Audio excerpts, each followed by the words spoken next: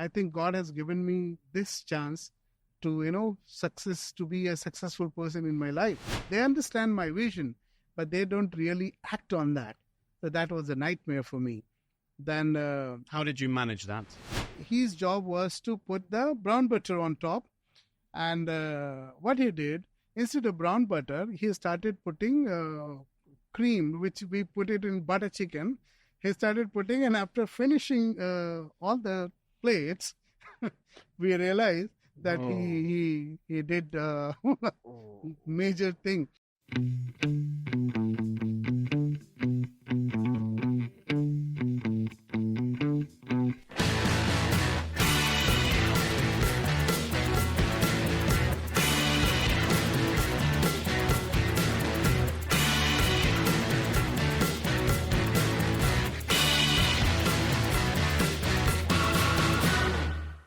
Welcome back to the Chef JKP podcast.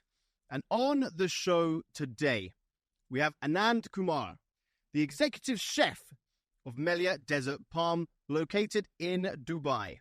Anand, welcome to the show. Thank you very much, Jacob. So, first things first, tell me your favorite ever childhood food memory. Okay, so let me take you back to my childhood memory, why I am chef now. Just it's because of my mom. She used to cook very delicious food around. Like, she used to be very popular in neighborhood. So she had a favorite dish which she used to make chicken. So that dish, like, she had a unique recipe which literally pushed me to cook that chicken dish. And I was very amazed with that taste and everything.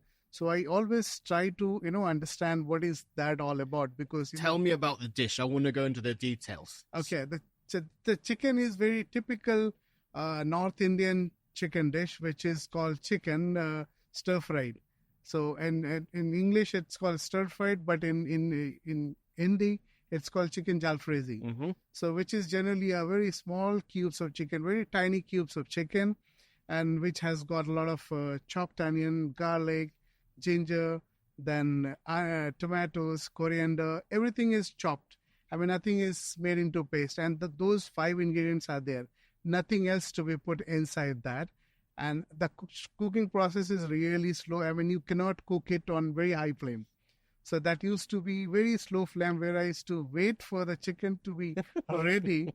Because mom used to tell me that if you want to eat really delicious one, then you have to wait for the dish to be ready. So I used to observe all this thing, how she used to, cook it. Because I always say, cook it from the heart, not with the recipe and with other ingredients. So she used to literally cook it with the heart. And when I tasted that dish, it was like mind-blowing. And still, I carry that recipe. And to be very honest, even my son likes that dish, and he always calls me, whenever you are coming, just try to make that chicken for me.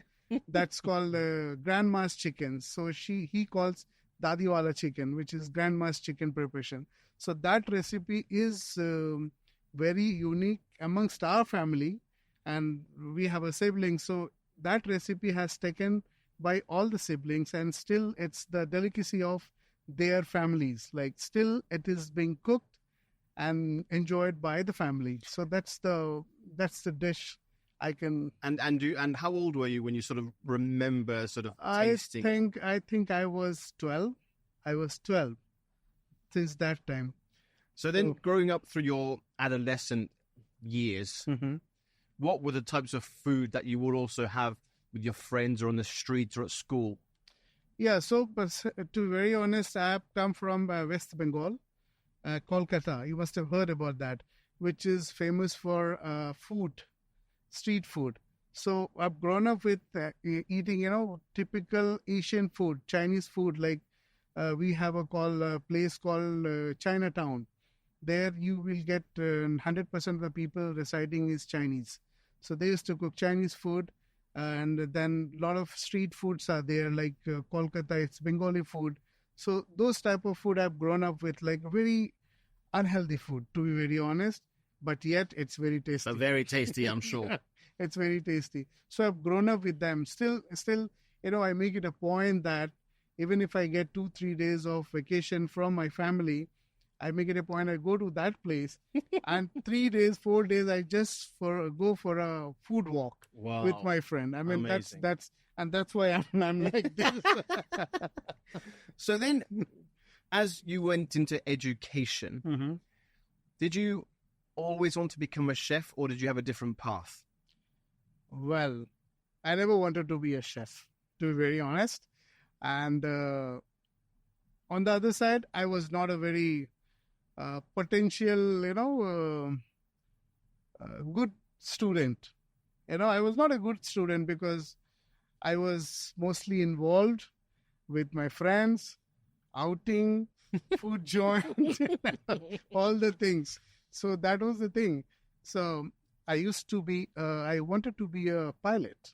Yeah, I wanted to be a pilot, but without knowing my quality, whenever I used to see that, because in my area, there is a pilot place where they used to fly and everything.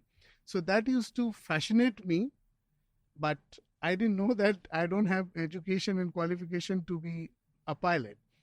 So then I thought, I'm not getting any break. I don't know what to do.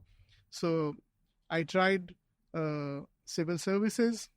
I tried government services, but everywhere, nothing happened. So I was really very disappointed. And my elder brother is a doctor. And whenever... Oh my God. Yeah. No pressure. So whenever I used to have a time for the result of my exam, he used to be on vacation. So that was a nightmare for me. And so to be very honest, I never used to disclose my result to my family that I've already got the result. Because I know if he comes to know, he's going to give him a hard time. Yes. So that's then I thought, okay. So on one fine day, I just happened to, see that hotel management, and the qualification was +2. So I thought, let me try that. So I applied that. I gave a entrance test, and I got through. Okay. So I said, okay, let me grab this opportunity, and at least something is there coming. Let's try that. But my dad said, no, this is not the right area for you. I said, I know better than me, myself, that I told, I don't know. Then that year, I did not appear for that. I did not take admission in that hotel management. Then again, 1 year, nothing happened to me. I said, what to do? Then again, next year, I tried. Then again, I got through. Then Dad was still adamant that no, you can't go. Then I approached my neighborhood. I said, please help me out. Please talk to my dad to just help me to take the admission. Then somehow it was managed and I took it. And that was the only thing, that was the break I got that time. And I decided that I think God has given me this chance to, to be a successful person in my life. And from that day, I started working like a donkey. Okay. Like a donkey, literally. So, and also before that, when I used to be in school, I used to cook food for friends and everything. We used to go for party or picnic, outing. I used to make sure that I cook food for them because I used to believe that I have learned the recipe from my mom and I think I'm the good cook and I should show the way I should I have learned from my mom. So that happened and I got it through. And I remember the first day of the college and I was slicing the onion. I know the principal came to me. He was observing me. So he asked me, have you worked in the hotel? I said, no. Well, I know the way you slicing the onion seems like you must have worked in the hotel and now you are coming here to take the degree. I said, no, nothing like that. So that helped me, building confidence in me that, I am on the right track. And to be very honest, I thought this is the way to move forward. And I started working like a crazy. But where was your education? That's Hotel Management College in Calcutta. IHM Taratola, which is to be very famous. So there, 3 years, it was a 3 years degree. So it's 3 years. 3 years. So talk to me through those 3 years. Did you do all of the sections of hospitality, or was it mainly culinary? Yeah, so we had majorly 4 departments, like front office, housekeeping, and back of the house, which is engineering, and this kitchen. So obviously, I was very fascination about culinary, but I spent time in all the department, but majorly focused in kitchen. So even when I had a training, like we had a vocational training for 6 months. So generally, what happened? It's a 52 weeks training, divided into four departments. But I did like I think 17, 18 days in all the department, and rest all the time I spent in the kitchen. Hardcore kitchen. Yes, kitchen. So then, how much was that of that was theory, and how much was practical in professional kitchens? In professional kitchen, I think theory is kept aside. Nothing happens with the theory. What happens in the practical at the kitchen is all about your experience, all about your whatever you have learned. Because even if you read the book says something else, and when you get into the kitchen and hold the pan, it says something else. So it generally you don't really relate to what you have studied, because practical is your life, and book is you can skip the page, you can stop the page, you can read tomorrow. But cooking with the pan on the range is all live, and you can't skip that. The process starts, and you can't stop the process until unless you finish your day. So that's the thing. So take me through a sort of typical day at the culinary management level. Mm-hmm. How long were the days, first of all, when you were training? So training, as I told you, I'm again taking you back. That was the last thing I thought I had that opportunity to prosper in my life. So for me, like we used to have 10-hour shift, but generally I used to do long-hour shift because I wanted to learn more. I wanted to learn. I always make it a point that whatever is assigned to me, I learn more than that. So generally I used to do night shift, because night shift is the shift where in the college or in the hotel. In the colleges also, just to prep and make the kitchen ready for the next morning. So you must have really loved it. Yes, I still love it. Must have really been like. I still love it. That's why. Everything, when you have the desire to do something, everything falls into place. So that was the thing. So, kitchen also, I used to lead the kitchen in college. I used to lead the kitchen. I used to be the team leader of the group. So everybody used to, die to work with me. It's like that. Because I started teaching my student, like not my student, my colleague there, that this is the way how you make it. Because, even my principal had confidence in me. So I used to leave the group under me, that Anand will teach you the right way. So, and everybody was like, to be very honest, jealous of me. And then how come he knows more than us? So, and they used to, want class with me. Like I was also a student and they were also a student, but they used to, they wanted me to work with them so that they understand the right way.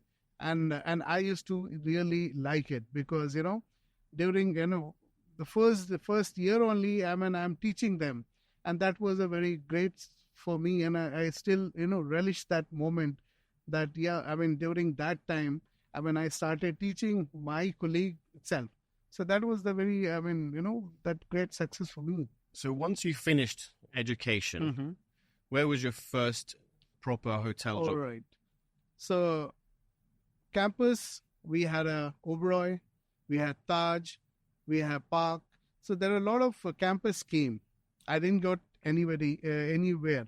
So no break for me. I thought I'm going to be a jobless, because, they used to pick up the very niche candidate who are good in theory, because in interview, they don't really see your expertise cooking, but the theory about the book, presence of mind, how you present yourself and everything. So I didn't get any break from any of the hotel. So one fine day, one of my close friends told me that, hey Anand, there is a ad in the newspaper, JW Marriott Mumbai is coming up with a new property. Why don't you try it? I said, yeah, why not? Then I applied that online, not online, through post. That time I used to do a post, written application and through the post office. Then I think after some time I got an letter that I've been selected for an interview, which is going to happen in Calcutta itself. I don't have to go to Mumbai. So I appeared for the exam and my friend also appeared for the exam. So GM came for the interview. Ilan Weil was the GM, first GM for JW. So he came to, and I was being interviewed. So first he was interviewed by him. Then he was into F&B service, and I was into production. But while having interview, I told GM that I wanted to apply for culinary, but it's written F&B service. But I'm keen on culinary. Then he immediately, cut that F&B service and I put it culinary associate. And that time, that was the first happiness moment came to me. And then I was called to join that property first time. So, and I joined in 2002. And there I joined because they wanted me to join and because my examination was not finished. And so I joined there in January 2002 and I came back, and in May I gave the exam. I passed and I joined back, and there I started my career. And that was the first hotel, JW Marriott Mumbai, I started my career with. So that was the first success for me. But look, the other thing I wanted to sort of ask you is now, if we fast forward, you've worked in some incredible places like the Maldives, Tanzania. Yeah. But I want to ask you now, because nobody really, I would say, people, they guide you along the way when you become an exec chef. But there's no particular way of teaching. You have to constantly learn on the job. Right. What's the toughest part for you as an exec chef throughout your careers? What is it? Is it more the education? Is it the HR? Is it having the right team in place with the right attitude? What would you say it is? I think for me, it's been the team. That was the toughest part for me wherever I have gone. Started with, I started my career majorly with Hyatt. Started with JW Marriott and I think 11 and a half years with Hyatt. So, everywhere, wherever I go, I see a different set of people, different mindset of people where they, really don't understand what is culinary all about because they are just, teenager and joined into hotel management, not to make the career as a chef, but, to get a job, to get a money. So that was the thing. And I have always faced problem with the team. But, touch wood, I believe that if I train my team properly, the way I want, my job gets easy. And I believe in that. And since then, I've started working for the team.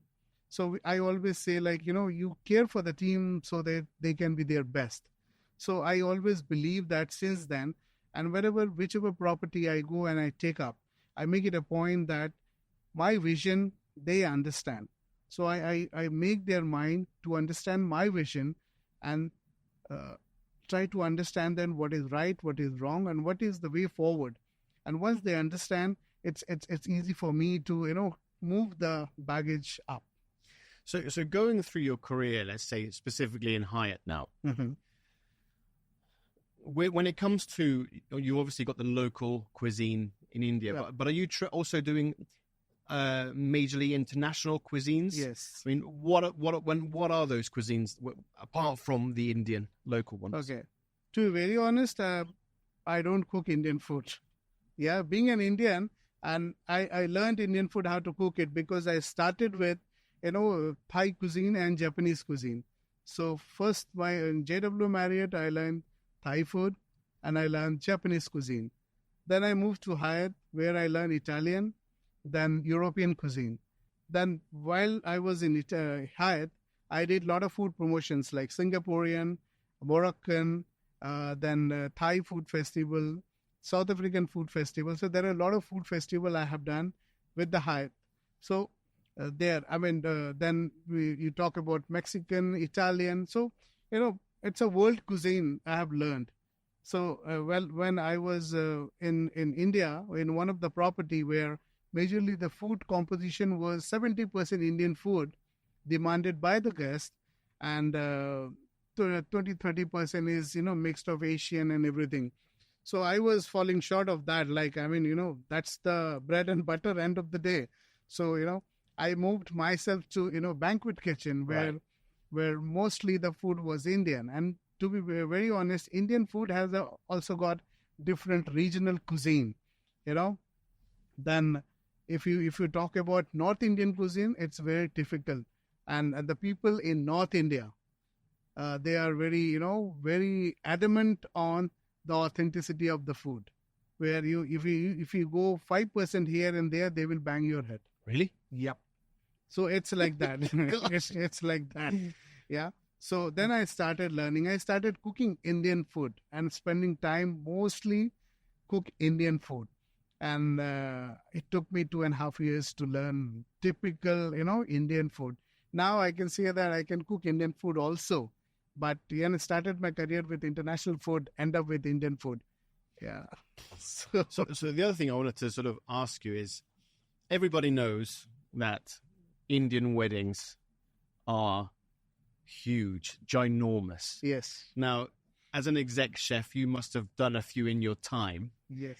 Now, for those people who haven't perhaps attended an Indian wedding, can you explain to us about the different live sections that you have and how you organize that? Because some weddings can be, a small wedding could be 300, a large wedding could be 3,000. Yeah. How do you manage that? Yeah. So, to be very honest, managing Indian wedding in India is a different ball game. You really need to plan. And really need to plan means really need to plan.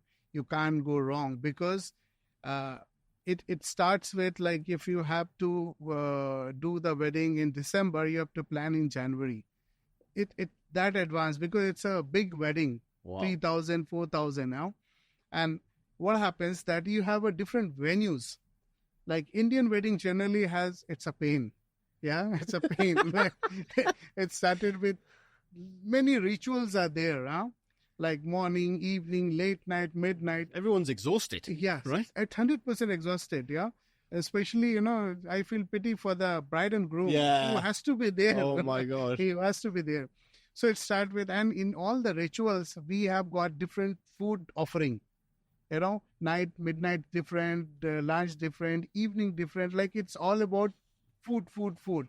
So you must have seen that Indians are, prosper in terms of stomach. So that was the thing. And, we do at least 10, 15 times food tasting. Oh, my word. Yes. First, we got the, this is the plan, this is the expectation, and this is the money. So based on that, we design menu, like morning days, evening days, and make sure that no dishes are repeated.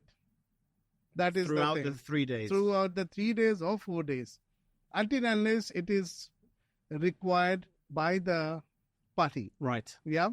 So you have to make sure that, and then after the menu is done, first the drafting is done. We send the proposal. Okay, this is the menu. Then it goes to the wedding party, and then they choose the menu and discuss everything. And after that, they want to change this, why these, that, these. After the menu is finalized, then time comes for the food tasting. Okay, and food tasting, it's really a nightmare. It starts from all the events. And the food tasting is not for 1 or 2 person. It's a minimum 25, 35 people. Okay? So... Oh, my God. It's a pain, I'm telling you. So you have to take into consideration everybody's opinion. Yes. Yes. Oh, Yeah. gosh. No, I'm telling you. I mean, it's here. It's much easier. Yes. They come, grab, go. Yeah. So, so after all the food tasting, you have to sit next to the table of bridegroom or their parents. That you have to write all the possible notes while serving all the dishes. Okay, little spicy, little thickness, little dry, this garnish, these, that detail. Must Huh? drive you a bit mad, no? Yeah. I mean, but I'm used to that. I mean, everybody is like that.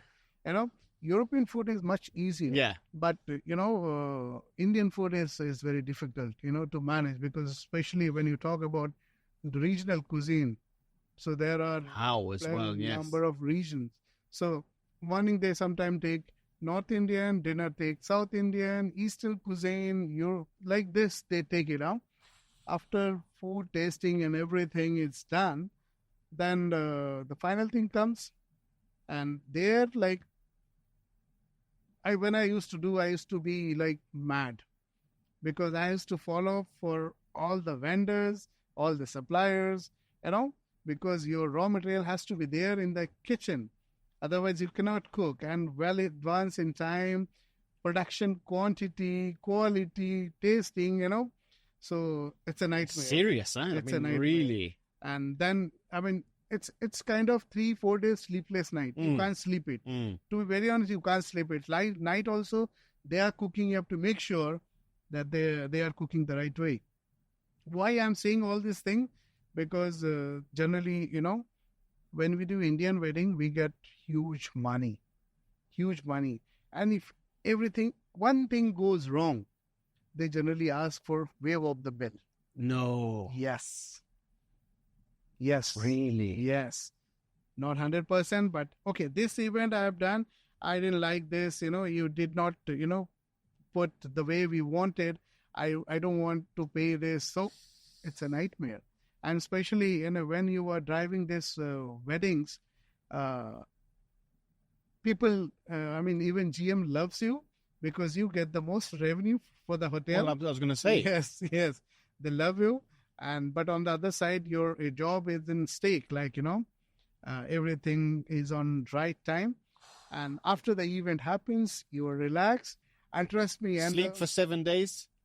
You don't get because next day again another you have one. to plan for another one. Oh, my word. So that's the thing. Wow. But that's an amazing experience, though, Yeah. also for yourself, for the team. Yes. I mean, not easy to manage those banquets. Yes. Generally, some of the team member collapse. They say, Yeah. I'm not able to take it anymore. So, Well, also, you have to put that into consideration, right? Yes. Because it's... So we generally, what happen, it doesn't happen with the team and the unit. We generally hire team or take support from other hotels. So generally it happens like that. If a company like Hyatt is there, so we take a lot of people from different Hyatts. Right. Yeah, if a South Indian food is there, we get people from South Indian region of Hyatt. So like this we manage, and Okay. that's the best part of the hotel. Obviously, my team cannot manage because they are meant for the hotel, Right. not for bigger event. So that's the thing. Wow. Wow. But also logistically, to get the food, to ensure the team is in place, to make sure the tastes are there. I mean, it's a lot to deal with. It's a lot. But amazing, amazing. But yeah, I mean, those weddings are just they're phenomenal because when you're in them, it's like a fiesta, this beautiful parties, smells, sights, sounds, street food, but on another level. It's incredible. I think 10 years, 12 years back, they've started experimenting with Indian food, like typical food presenting in a modern way. Right. This is what the requirement is. But there are guests who likes the real typical local taste. So you have to play with that. Yeah, that's the good part actually. So then, if we fast forward, why did you choose, Dubai? Now you are here, Melia Desert Palm, beautiful property. You have locals, you have the equestrian club. There's lots of different things to go there. But why, from all of the areas in the world, why did you decide to come to Dubai? Okay. To be very honest, I follow my dream, first of all. And I decided to work outside the country because I started my career in India, and I've spent, I think, 15 years in India with different properties. Yeah. So then decided to move outside and let me learn the way how outside world is, in the hospitality industry is all about. So I took a break. I mean, I got a break basically. Maldives. That was atmosphere property, and I started working there, and it was a different ball game altogether. Mostly European crowd, and food is majorly European food. I was very happy. At least now I don't have to, go into Crazy Indian weddings, weddings, yeah. these that, and and there are a lot of things which India does not have in terms of ingredients. We don't get good beef there because it's banned in India. We generally, try to get from illegal sources. So, so when I came to Maldives, I started, seeing all the different cuts of meat, different beefs and raw material, different. So that was the thing, and obviously different crowd altogether. And then I moved to Tanzania. There is another level of disaster, huh? Another level of disaster. Not in terms of the people, the guest, or the hotel, in terms of the people you're working with. It was a nightmare for me, to make these people understand my vision. They understand my vision, but they don't really act on that. So that was a nightmare for me. Then How did you manage that? training and sleepless night. How I would say, like, uh, I don't know. It's their mindset is there that 8 hours they have to work, whether they work or they don't work. 8 hours they are in the hotel, otherwise they are out. But their mindset is not grown up with the hospital industry. If you make a simple thing, they will make a simple thing, but they don't have their mindset or the brain to innovate or think even 1% ahead of that. So that's the thing. So if you work there, I mean, you really have to be not focused and be happy with the basic stuff. You can't innovate there. You can't even make their mindset that what is good and what is bad. So that must have been very challenging for you. Very, very Coming challenging. from all these standards, doing everything Yeah. perfectly, having a Yes. team that thinks about culinary, to Correct. then go into a country Correct. where it's just pure 8 hours. We just do the job, but that's it. Yes. Tough. So yeah. So and I love pre-opening of the hotels because my skill set is like that, pre-opening hotel. So in 2 years of time, I did a changeover of the hotel, like atmosphere where I was in Maldives. It was different standards and management all about. When I came into the picture, I started changing all the standards and everything. There I started making SOPs, and there are a lot of new things started when I joined. So, and during that time, like I just got a call from the owner of Tanzania Hotel Emerald Collection, which was also a luxury collection. So he just happened to call me. He said, "Do you want to join me?" I said, "Where?" Tanzania. I said, "Tanzania." It's a pre-opening. I said, "Yeah, that's the best part. That I love pre-opening, and it's a big property, like 250 villas and 7 restaurants in Tanzania. So I just say, okay, I'll join that. He said, I know your potential and I've seen and I had no clue where did he find me, whatever. So he told me, see, money you can ask, rest, I know you can handle this property, like the Tanzania one. So I took that opportunity and I joined there and started doing that. But, on the other side, I started facing challenges of the local people, like, their mindset. I went there with the vision that, I will do that as a like number one hotel. And still, that hotel is number one in Tanzania. Recently, it is taken over by some other property. So when I started, I created my team for the Asian. I took people from China. Then for the Brazilian grill, I took people from Brazil. So I do that liberty I had, to hire people from. Generally, they have a cap that I cannot hire people from outside.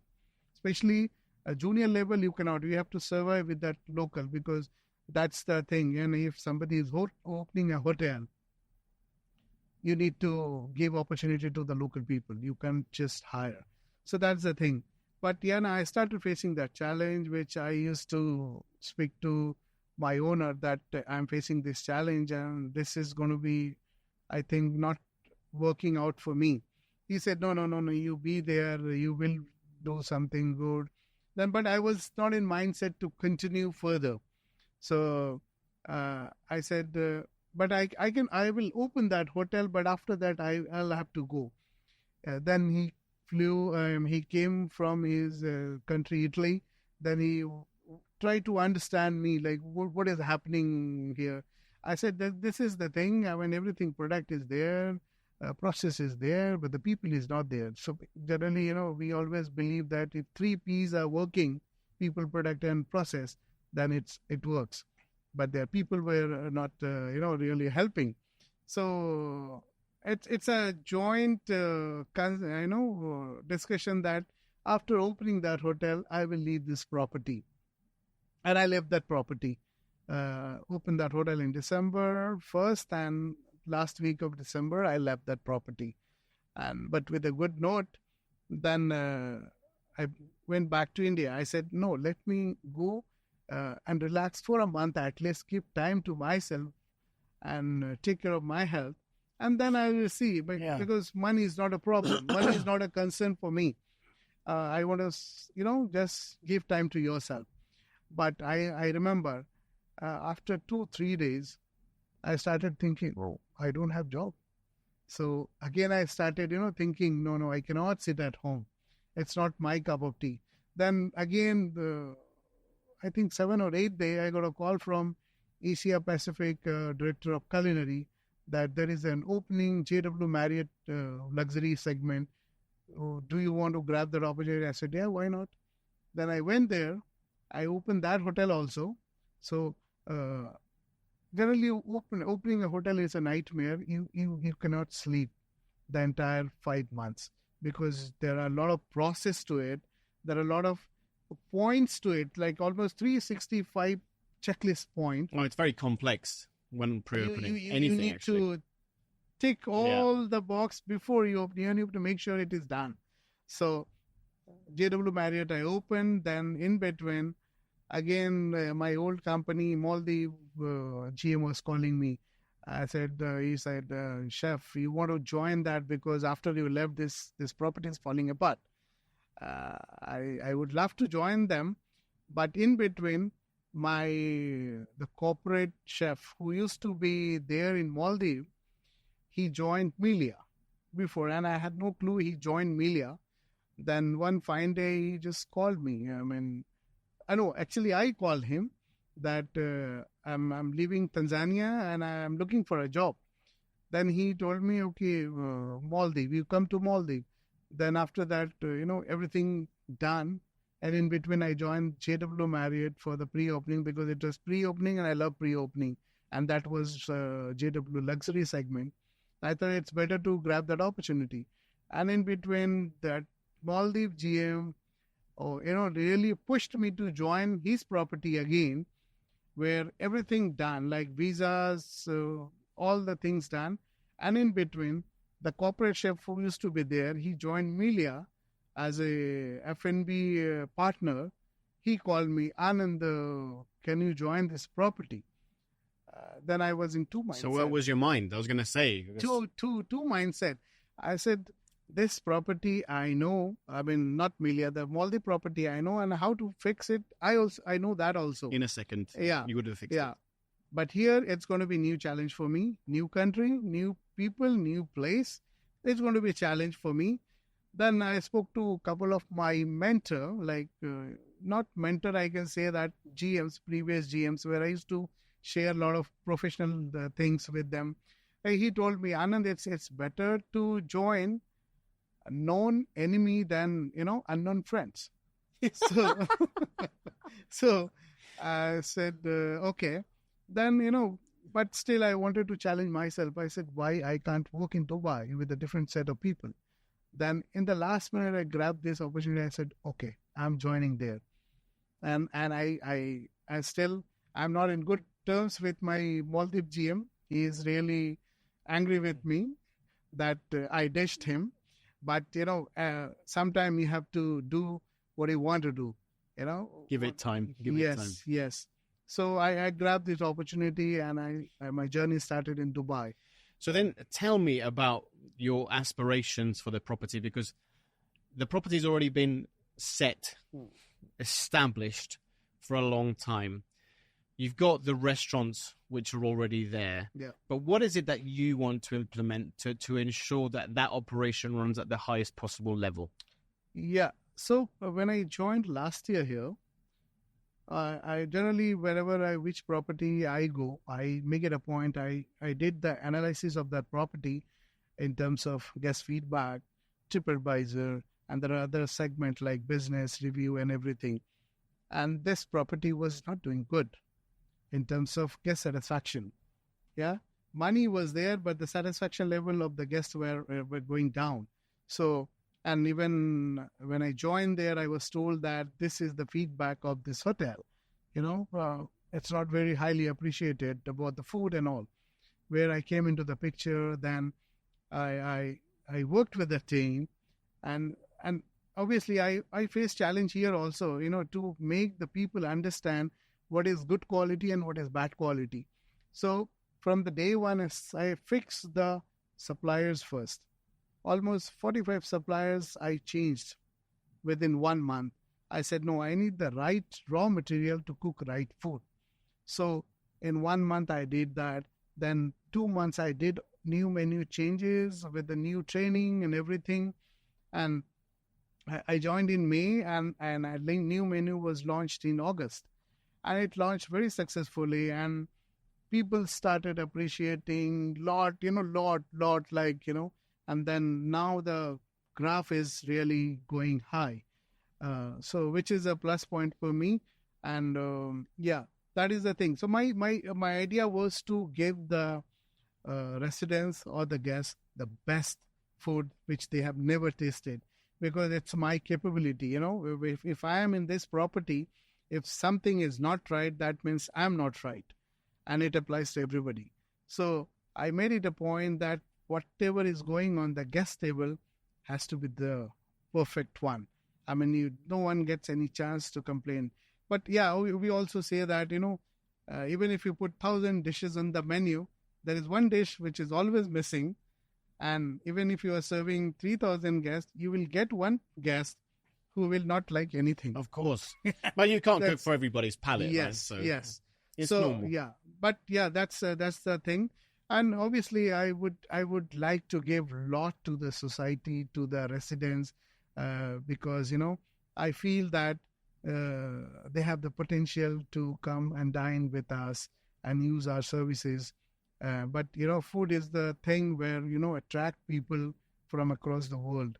So that's the thing, and I'm doing and working on that. And now it's time for new menu again.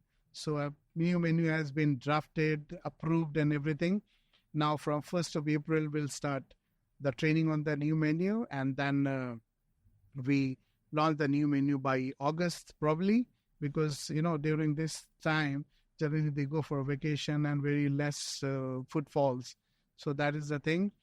And we have a Argentinian restaurant, Rare, which is majorly talks about different cuts of meats, premium cuts, Wagyu and everything. So I'm trying to fix that restaurant like as asado, because my owner is very, he likes asado like anything. So he wants to see that asado in that restaurant. We have a barbecue restaurant, but asado is absolutely a different thing. It's not a very tough thing, but it's a different style of cooking. So I'm trying to fix that. Pure charcoal. Pure charcoal. Long time. Temperature. And meat is no seasoning, just a salt. That's it. Nothing else. On the bone. Yes. Yeah. But Anand, what I wanted to say to you is, you have set yourself a massive challenge because Dubai, 13,000 restaurants. It is the gastronomic capital of the region. Yes. Within the Middle East. You've got Michelin here, Go Below, 50 Best. You've got chefs who are pushing the boundaries. 150 five-star hotels within just Dubai alone.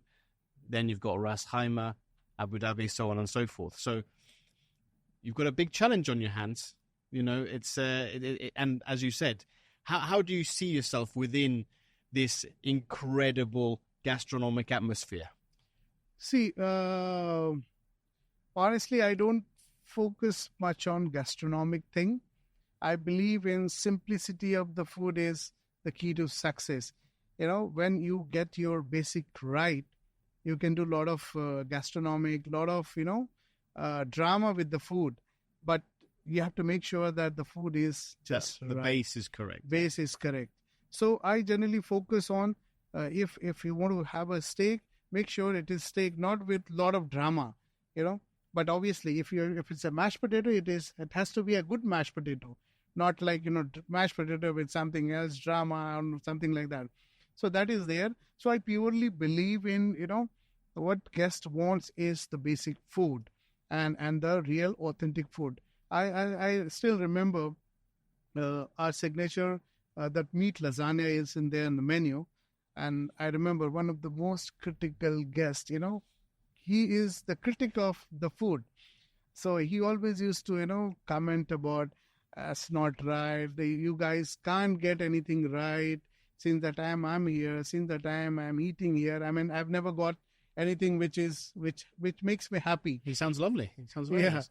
And then when I launched the new menu, he called me, chef, this is the lasagna I'm having for the first time in my life. And I have seen there are many Italian restaurants, so-called Italian restaurant. They are serving the same thing, but this is just right. And I really congratulate you for the same thing. And that really motivates me and my team, that whatever we have done so far, training, new menu has come out successfully and people are liking it. So that's purely for me. And I believe in that. Yeah. Oh, well, and one of the other interesting things is that a lot of chefs talk about sustainability, but you actually have the chance yourself on property to do something that a lot of people aspire to do, which is real farm to table. Mm-hmm. Now, tell me your plans on how you are going to execute that. Okay. So even the vegetables and fruit, which comes from the farm for us, like we have a property, like we have a Fit Fresh, from where we buy the fruits and vegetables, which belongs to our sister company. And they are majorly focusing on sustainability. And I make it a point that I buy lot of, apart from this suppliers, I buy something which is locally sourced, from Abu Dhabi, from different areas where they are growing locally. Like in our menu, heirloom tomato, which is from Abu Dhabi, which is they are growing it there. So we buy it there. And with regards to sustainability, we try to make it a point that nothing is wasted in the kitchen. So in terms of menus and everything, it's designed the way so that if one ingredient is there in the kitchen, this outlet, it can be used other way in different restaurant, so that nothing is getting wasted. So that's the focus. And I use a lot of local ingredients like dates and a lot of cashews and herbs and everything, which is locally grown. And I use that opportunity to incorporate that in the menu. We have a highest selling dessert in the menu, which is a medjool date pudding, which is highest selling. And so it's a locally sourced medjool because this the best date you find in Dubai. So that is how I play and put those ingredients in the menu, just to make it a point, it is sustainable and everything. And then how do you see the sort of the future of dining within the region? Because you've been here for just over a year coming up. Mm-hmm. You've obviously seen what's going on in the culinary landscape and in the dining landscape. What are your predictions for the future? What would you like to see? For me, is like this F&B industry is really growing very fast, and people are more into health conscious, more of a vegan, gluten free. They need their health to be maintained, while on the other side they want all the food to be presented well, like Instagrammable. We say like that remains the same. Like more than you eat with your eyes, like so that remains the same. Like the dish to be photoable, Instagrammable, and on the other side it is healthy. It should be like whatever you eat, it should be written in the menu, like calorie count, protein count, everything has to be written, so that what you eat, what you are eating. Because that is where we fall short of. We eat everything without knowing what we are eating and what is the combination. Generally, there are combination of food like which goes well with those food and acts well. So that is why I think like people are more into sustainability, locally sourced ingredient, and obviously good food, delicious food, vegan, gluten, lot of allergens, and obviously at the end Instagrammable, and that's the I think and that's the future, right? Yeah, that's the future. So then, Anand, we've come to the quick fire questions, and I've portrayed or done some of these specifically for you. Okay. So the toughest of all, with the first quick fire question, is what is your favorite ingredient? Cloves. Cloves. Yeah. Good for teeth as well, for tooth pain. Spicy or pickled? Pickled. Pickled. Sweet or sour? Both. Pani puri or samosa? Pani puri. All right. Masala dosa or paneer tikka? Masala dosa. All right. So, as it stands in present day, what are your favorite top 3 cuisines of the world? For me, Italian and Japanese, and obviously it's Indian food is also growing. It's growing. Massive. Like it's growing outside India now, because I know a lot of people I have worked with, they have opened their own restaurant around the world, and it's running successfully. And if you talk about a lot of Indian celebrity chefs has got their own restaurant in Dubai. Absolutely. Because Khanna and everybody, everybody has got their own restaurant. It's amazing. So Indian food really is so complex. Yeah. Who are your top 3 culinary heroes? And they don't necessarily need to be chefs. First, start with my mom. Of course. Always. Number 1. Yeah. Second is my, first chef of JW Marriott, Matthias. Because he loved my work and he appreciated my work. And, within no time, he promoted me because he showed my work and everything. He sees that, I'm well capable of doing further things. So he promoted me for 2 years. He promoted me within 1 year. So that was the thing. And one chef is there. I don't know whether she's anymore or not, because whatever Thai cuisine I've learned from her, I used to call her Mama, and she used to treat me like a son. So I learned all the basic gravies and everything from her. And I still remember whenever she used to work, I used to hold her hand because she was pretty much old to handle the thing. So those are, because I learned from her is that how it's very important for chefs to behave like a mother, because at home you behave with your son, how you behave with your son or daughter or with your family. Similar way you should behave in the hotel industry. If you are cooking for a person, you need to make sure that he loves or she loves your food the way you are making it.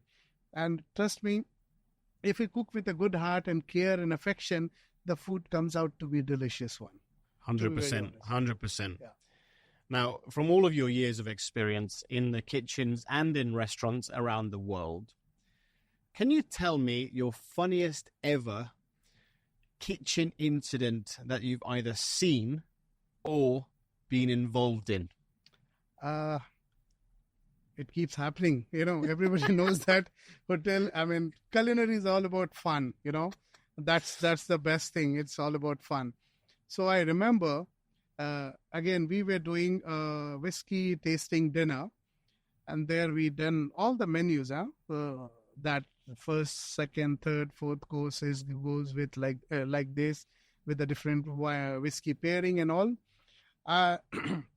So while serving, I think second, third course, which was a meat course, and we did the plating, then it on top of that we had to put brown butter on the steak and then sides and everything. So somebody from the Indian kitchen, he started putting, I think it was not a big crowd, it's a 45 people whiskey tasting. So his job was to put the brown butter on top, and what he did, instead of brown butter, he started putting cream, which we put it in butter chicken. He started putting, and after finishing all the plates, we realized that he did major thing. So what happens then? But that was the funny incident, and he was very religiously doing like this. He's making sure that the dish is going out of the kitchen perfect. But he's not thinking that what he's doing, instead of brown butter, he's putting cream on the steak. So, and that was the funniest incident which I have ever come across. That was, I can say it's my mistake, because I did not follow up with them. And but for that course, I really had to take 20-30 minutes of break, and I apologize to the people that something happened and you have to give me 20 minutes time. So you had to do it again. I had to do it again, and that was a nightmare. Do it again, because your steak doneness has gone. You have to recook. It was like, I can say that, it was a shortcut. But you know what? Well done for actually doing the dish and saying to the guest, apologies, it's going to be 20-30 minutes. Yeah. But yeah, wow. Yeah, that's the thing. Not easy. What advice would you give to any young chefs in the industry? They should focus on their talent first. They should work on enhancing their talents, their skills, rather than focusing or jumping from one property to another just for the fame or for the money. So I always believe, you follow the dream, the money will follow you, or the dream will follow you. So this is the principle I follow all the time, because honestly, since 10 years, I don't look for a job. The job comes to me. So this is the thing. And for the coming generation, I would say that they should if they feel that they want to do, or they want to be in the kitchen or culinary or hospitality, first they make up their mind and decide on that, and just follow the dream. Don't go here and there. That's the thing. And if you think this is the right way, just close your eyes and do it. That's it. Don't listen to anybody, because I know you will get a lot of stops. Sidetracked. Yeah. So, but you have to be focused what you want to achieve, and that's the key to success, and that's it. What advice would you give to 16-year-old Anand Kumar? He should have studied more and would have changed the line, would have been a pilot. I think so. And I sometimes regret also, because my brother is doctor, my sister is doctor, sister's husband is doctor, and but I always believe that whatever is in your destiny, you can't change it. So I believe that this was my destiny as a chef, and I follow that, and and now my dream is to travel the world, and I generally enjoy taking up the property which is going down or gone down already, because there you really get the fun of, putting your efforts and heart and soul to making that property up. That's the principle for me. Amazing. Yeah. So Anand, if people wanted to get hold of you through social media, how can they do that? You can search Instagram, and the name is yours Anand AK. That's it, and I'm available. Okay, so I'll put all of that also in the show notes for everybody. Yeah.